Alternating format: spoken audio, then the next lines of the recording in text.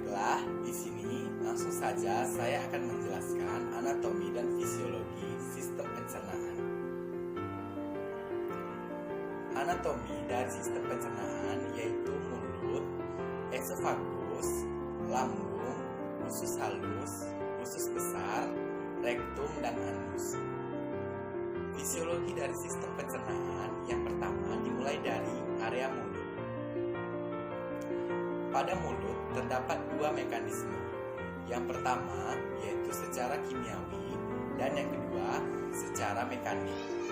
Secara kimiawi, proses penghancuran makanan dibantu menggunakan air liur dan juga enzim.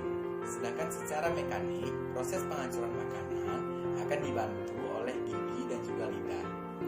Kemudian, makanan yang sudah dihancurkan di mulut akan disalurkan ke area esofagus atau kerongkongan. Pada esofagus tidak terdapat proses pencernaan, hanya sebagai saluran penghubung dari mulut menuju ke lambung. Pada organ lambung memiliki tiga bagian penting atau tiga peran penting. Yang pertama yaitu untuk menyimpan makanan sementara, kemudian yang kedua penyerapan air dan alkohol, kemudian yang ketiga itu adalah yang terpenting yaitu proses penghancuran makanan menjadi bagian yang lebih kecil. Kemudian, makanan yang sudah dihaluskan di lambung akan diteruskan menuju ke usus halus. Usus halus memiliki dua peran penting atau dua fungsi penting. Yang pertama yaitu penghancuran lebih kecil oleh enzim yang dibuat oleh pankreas dan hati. Kemudian, yang kedua, penyerapan nutrisi. Penyerapan nutrisi itu dilakukan oleh usus halus. Kemudian, sisa makanan dari usus halus akan diteruskan menuju ke usus besar. Pada usus besar, tidak terjadi pencernaan lagi, melainkan hanya terjadi proses pembusukan makanan yang dilakukan oleh bakteri Escherichia coli. Kemudian, di bagian akhir dari usus besar itu terdapat rektum dan akan berakhir di area pembuangan yaitu anus. Baik, selanjutnya di sini saya akan menjelaskan anatomi dan fisiologi dari sistem perkemihan. Anatomi dari sistem perkemihan terdiri dari ginjal, kemudian ureter, kemudian kandung kemih, kemudian uretra. Ginjal terdapat dua buah di bagian kanan dan kiri, kemudian ureter juga terdiri dari dua buah di bagian kanan dan kiri, kandung kemih satu buah, dan juga uretra satu buah. Fisiologi dari sistem perkemihan yang pertama yaitu pembentukan urin. Bagaimana sistem pembentukan urin? Yang pertama yaitu darah dari pembuluh darah akan dibawa masuk menuju ke ginjal. Darah di ginjal akan mengalami yang pertama yaitu filtrasi. Filtrasi atau penyaringan darah terjadi di glomerulus. Darah yang sudah disaring tersebut akan menghasilkan yang namanya urin primer. Urin primer akan dilakukan reabsorpsi kembali di tubulus proksimal dan lengkung Henle. Kemudian hasil dari reabsorpsi kembali itu akan menghasilkan urin sekunder atau yang biasa disebut urin sesungguhnya. Urin sesungguhnya ini adalah urin dengan kadar urea yang tinggi. Kemudian urin yang sesungguhnya ini akan dibawa masuk menuju ke saluran ureter. Saluran ureter terdapat di area kanan dan kiri sesuai dengan ginjal kanan dan kiri. Kemudian urin yang sudah ada di dalam ureter tadi akan masuk menuju kandung kemih. Baik dari ureter yang kanan ataupun yang kiri akan sama-sama masuk ke dalam kandung kemih yang sama. Kemudian apabila kandung kemih sudah terasa penuh, maka akan terjadi proses miksi atau pengeluaran urin. Pengeluaran urin tersebut akan melalui saluran ureter. Selanjutnya, di sini saya akan menjelaskan sistem peredaran darah manusia.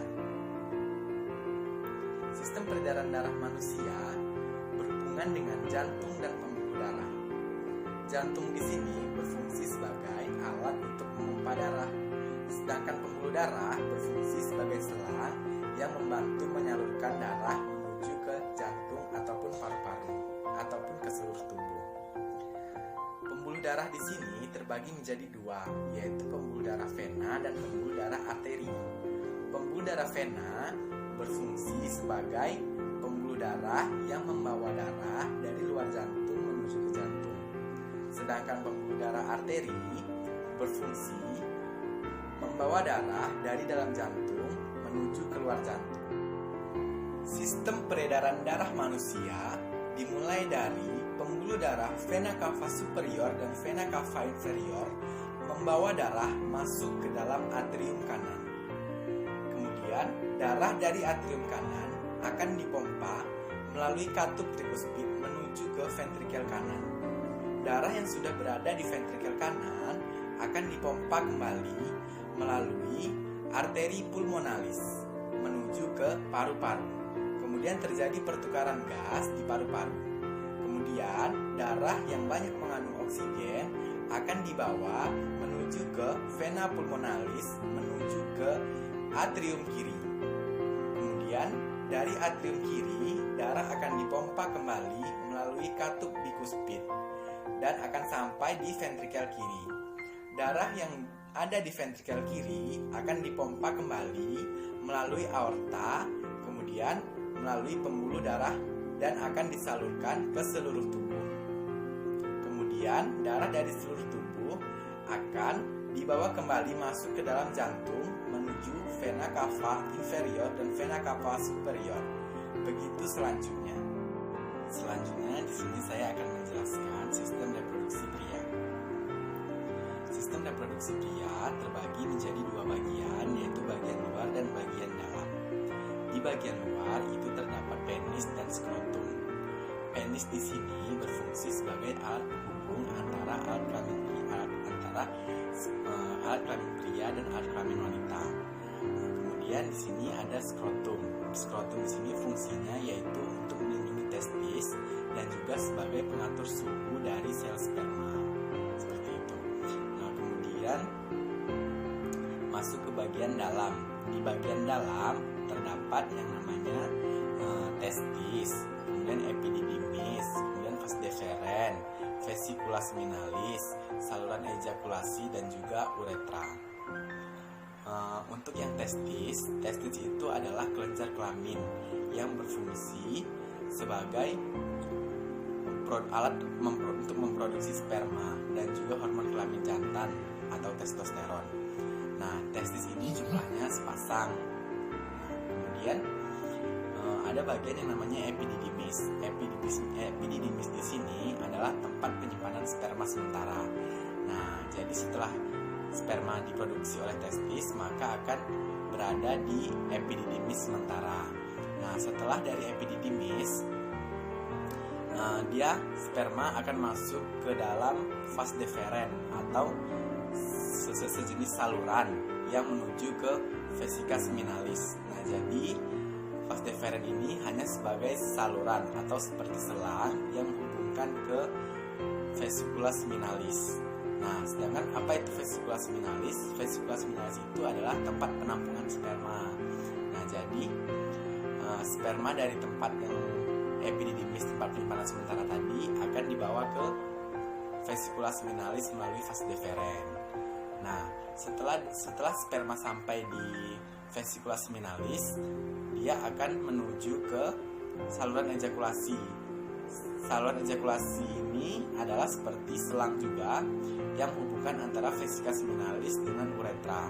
Nah, kemudian apabila sel sperma sudah sampai di uretra, berarti sel sperma akan segera keluar. Selanjutnya saya akan menjelaskan sistem reproduksi wanita. Sistem reproduksi wanita itu ada bagian-bagiannya seperti vagina, cervix, uterus, tuba fallopi, ovarium, fibriae, dan dinding endometrium. Saya akan menjelaskan satu persatu.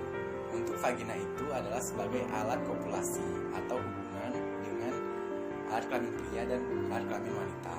Kemudian cervix itu adalah pembatas antara uterus dan vagina. Kemudian ada uterus. Uterus ini itu tempat perkembangan janin atau yang biasa kita sebut sebagai rahim. Kemudian ada tuba fallopi, tempat pertemuannya antara sel telur dan sel sperma. Kemudian ada ovarium tadi, itu adalah sebagai tempat pembentukan sel ovum.